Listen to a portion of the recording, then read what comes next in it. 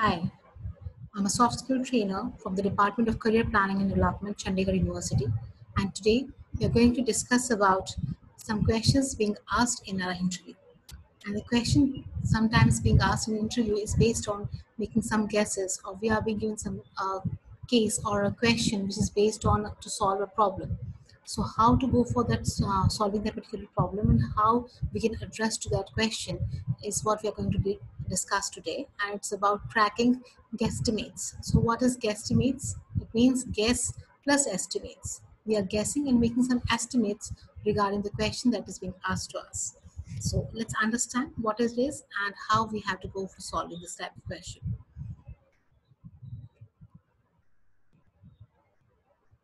So if this question is being asked to us in an interview, how many liters of cola is sold in Delhi in a day? Okay. So if such kind of question is being asked, we exactly don't know the exact figure that we could just give the answer in. So we need to make certain estimations and guesses to solve or to give the correct reply to this question. So we just have to think about it. So here is where the guesstimates comes to help. Guesstimates means guesswork plus estimation, and it is an efficient tool that helps with the higher degree of precision and innovation to improve the company's status in the market. So many times when we are working for an organization, for our company, we have to make certain guesstimates while doing a survey in the market or while interacting with the customers, so that the interviewer can check our knowledge and our ability to go for it and how to solve a particular question in that. This is precisely the reason interviewers generally check the candidate's knowledge through guesstimates. So, what could be the possible steps of solving a guesstimate is ATSCA approach. So, what does it mean? A stands for ask. So, whenever you are being given any question like that, you need to get the clarity on the question first, right? So, first option is first step, that is we have to ask about the clarity of the question. Next is T, which stands for think. So we have to break down the problem and think for the possible uh, points that we could add to solve the particular problem. Next is S, means solve. Solve means each piece of information that we have got. Then C, we need to consolidate each piece together to form our final answer. And the last one is answer, that is A, provide the final answer to the interviewer. So how could we go for this? The first step is to take one step back.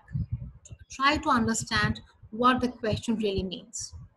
So resist the urge to answer immediately. So many times when we are being asked a question, we just rush or jump to answer that question. Take your time. If it is just about 5 seconds, you have to take a pause, that's fine. If you want more time, you can ask for 30 seconds time if it is acceptable from the interviewer to just try to understand what he really wants to listen by asking that question. Next, create a mind map of an exhaustive list of parameters which you can consider. So when you are talking about how many people will go for buying cola in a particular day in Delhi, so you have to understand, you have to do the mind mapping, what could be the possible different areas that could fetch me the answer to this question. So if you can ask for a piece of paper, and if you feel that yes, that will be, the person will listen to you, then you can go for it. Otherwise, you have to do all of this activity in your mind itself. Next, now clarify the doubts. You have to ask the question. This helps the interviewer judge your ability to go beyond the obvious and look at the bigger picture. When you're asking something, if you're asking about the details, definitely the interviewer will form an impression of yours that this person goes into detailing of everything and wants to find the real solution to this problem. Because if we are not asking, this shows we are not interested in finding the right kind of solution. Did the interviewer only refer to cola as in cold drink or homemade beverage? So the first question is, what does this cola refer to?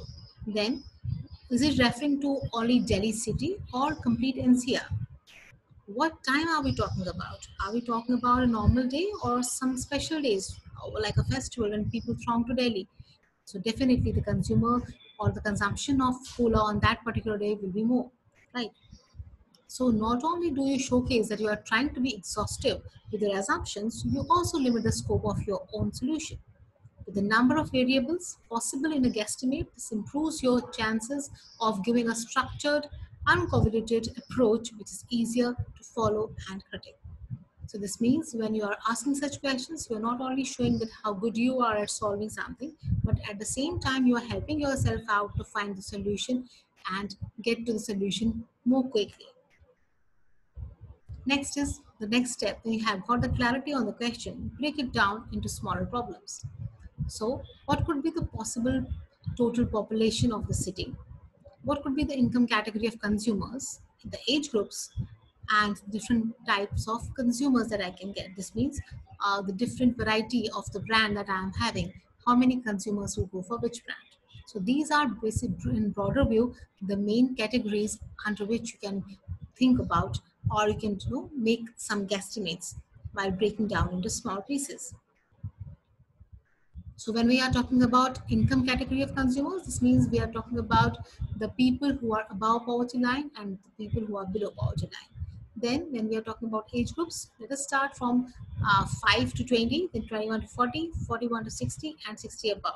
So you have to make guess which is the age group which will go for where, having a cola.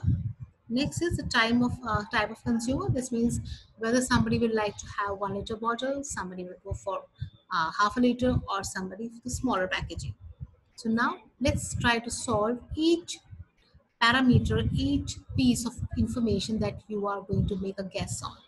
So the first one is total population. Second, income category of consumers, then age group, and then type of consumer. So let's go one by one. So total population of Delhi could be approximately 14 million. How many people are living below poverty line is 30% of it.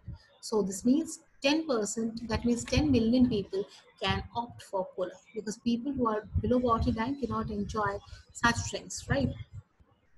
Next is age group. So generally we see that people, children and youngsters go for soft drinks, right? So people with the age group of 40 plus will not opt for going for a cola. So definitely we'll try to figure out this age group only. Next is type of consumers. So how many percent of the population will go for 1 liter bottle? How many will opt for a point 0.5, this means half a liter bottle, or how many will go for a small packaging bottle that is 10 milliliters? So again, making the guesstimate over here, we are trying to consolidate all the different points that we have broken the one simple problem into, and then trying to find out the consolidated data. So the consolidated data after doing all the guesstimation on 4 different parameters will come to 2.6 million. So we can give the answer that 2.6 million liters of cola is consumed in a day in Delhi. So, what could be the possible tips for solving or making a guesstimate? Use rounded and easy to calculate numbers. So, for example, whenever I can just go for some statistics, we should definitely go for rounding it up. That makes our calculations much simpler because we don't have that much of time. Plus, we won't be using calculator at that time. So, for example, the population of Delhi is assumed to be 25 million instead of 23 to 24 million because it will help me to calculate quicker. So, let us round it off. Next is practice the habit of clarifying. On every step, you must ask yourself whether this is right or not because when you are asking yourself, you are giving more clarity to your thought and guess, your estimates will be much closer to the actual ones. Next is explicitly do sanity checks of the intermediate and final results. We should definitely go for checking on every stage of our calculation whether we are doing it properly, correctly, or not. And then present your ideas in a structured way by trying out different components of your structure and pointing out to each one of them when you are speaking. So, as if we take an example of the question that we were being asked, so we have divided into 4 different categories, and then on 4 different categories, we have further subdivided them, right? So when we are going to address or when we are going to reply to this question, we should definitely try to address each point in detail when we are answering the question. This shows how much clarity we have in mind and how much near we could be in estimating the correct answer to the question being asked. So I will just suggest you that whenever you are having time, go for making such guesstimates. You can do it as a game as well with your friends and try to find out who could be near and more close to the solution, more close to the correct answer. Okay, so yes, you have, as you know, we have Google and we can just search it out. What is a survey, and that's again an estimate. But you are also going to check whether your estimate is somewhere near that estimate or not. So go for such kind of activities. This will definitely help you to use your mind in a better way, do mind mapping, do think logically, and consolidate and try to solve such kind of problems or questions which are being asked to you in any kind of interview. So I hope that today's session has given you an insight about different guesstimate tips that we can go for and uh, have a good career in our future. All the very best.